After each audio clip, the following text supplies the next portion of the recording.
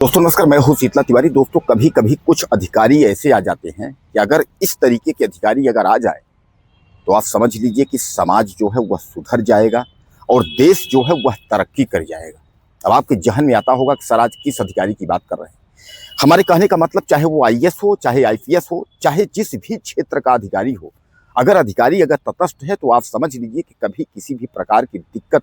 जनता को जो है वो नहीं होगी और जनता में जो है निखार आएगा, समाज में सुधार आएगा और जो युवक हैं, युवतियां हैं, वह भी जो है संस्कारों में रह कर दायित्व का पालन करेंगे। यानी जो है कभी भी खुराफात करने की कोशिश नहीं करेंगे। आज हम जिस अधिकारी की बात कर रहे हैं, जिस आईपीएस की बात कर रहे हैं, यह हैदराबाद की है। हैदराबाद की यह, अब वह भी मैं आपको बताता हूं कि हैदराबाद की यह जो है मलकाजगिरी की जो है पुलिस अधीक्षक, यानी मलकाजगिरी बी की पुलिस अधीक्षक, सीपी जिसको कहते हैं आप लोग, यानी जो है पुलिस कमिश्नर, तो सीपी, तो पुलिस कमिश्नर जो है आईपीएस अधिकारी बी सुमति। इनके दिमाग में आया कि मैं क्यों नहीं जो है एक बार स्थिति देखूं कि क्या महिलाएं सुरक्षित हैं। जैसा कि लोग कहा जाता है ना कि महिलाएं जो है वो गहने पहन करके जो है वो आधी रात सड़कों पर निकल जाएंगी और लड़कियां भी कहीं भी आती जाती रहेंगी, कहीं कोई बोलने वाला नहीं, ऐसा गृह मंत्री कह देते हैं। तो इस अधिकारी ने, आईपीएस यानी इसने जो है ये कोशिश ये किया, पुलिस कमिश्नर ने, एक बार हम चेक करते हैं कि क्या ऐसा है कि नहीं। दरअसल इन्होंने जो है 12 बजे यानी 12:30 बजे रात से लेकर के और 3 बजे यानी 12 बजे रात के बाद और 3 बजे 2.5-3 घंटे के अंदर इन्होंने ये प्लान बनाया कि हम पता करते हैं कि यहाँ लड़कियों और महिलाओं के रात की स्थिति क्या है। अगर कभी कोई लड़की अगर रात को फंस गई तो दरिंदे या जो है सोहदे मंचले उनको परेशान करते हैं या उनको इज्जत देते हैं। यह देखने के लिए यह सामान्य रूप में यानी सामान्य कपड़ा जो है युवती का भेष धारण करके और उसके बाद सलवार सूट में यह पहुंच जाती है बस स्टैंड पर। यह जब बस स्टैंड पर, मैं आपको बताऊं कि यह बस स्टैंड पर जा करके और वहां जो है यह इंतजार करने लगती है बस का। हालांकि इनके पास न कोई सिक्योरिटी होती है, न कोई फोर्स होता है, कुछ नहीं होता है। सामान्य तरीके से यह खड़ी होकर के इंतजार करने लगती है। अब जब यह वहां खड़ी होकर के इंतजार करने लगती हैं तो जो मंचले देखते हैं तो उनके मुंह में पानी आने लगता है। कितनी खूबसूरत लड़की है और इतनी रात जो है वह बस स्टैंड पे क्या कर रही है। तो उसके बाद जो है तमाम जो मंचले हैं वह वहां पहुंचने लगते हैं और उसके बाद जो है मैडम से पूछने लगते हैं कि चलोगी, आपका रेट क्या है,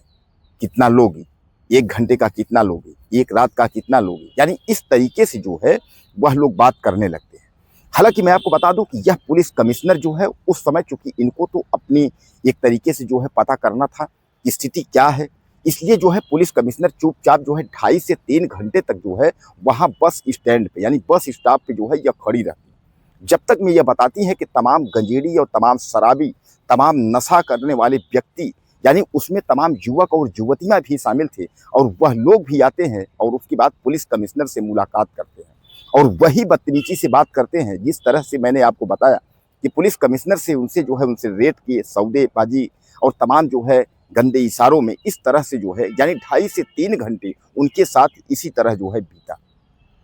यानी पुलिस कमिश्नर को यह बात समझ में आ गया कि रात्रि के वक्त अगर लड़कियां, युवतियां अगर रास्ते में या बस स्टैंड पर या रेलवे स्टेशन पर अगर अकेले होती होंगी तो आप समझ लीजिए कि उनको कितना झेलना होता होगा।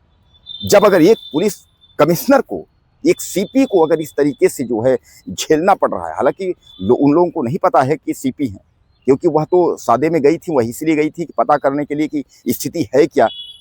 यानी कहने का तात्पर्य जो है कि क्या लड़कियां और महिलाएं अगर रात्रि को अगर बस स्टैंड, रेलवे स्टेशन पे पहुंचती है सुरक्षित है कि नहीं।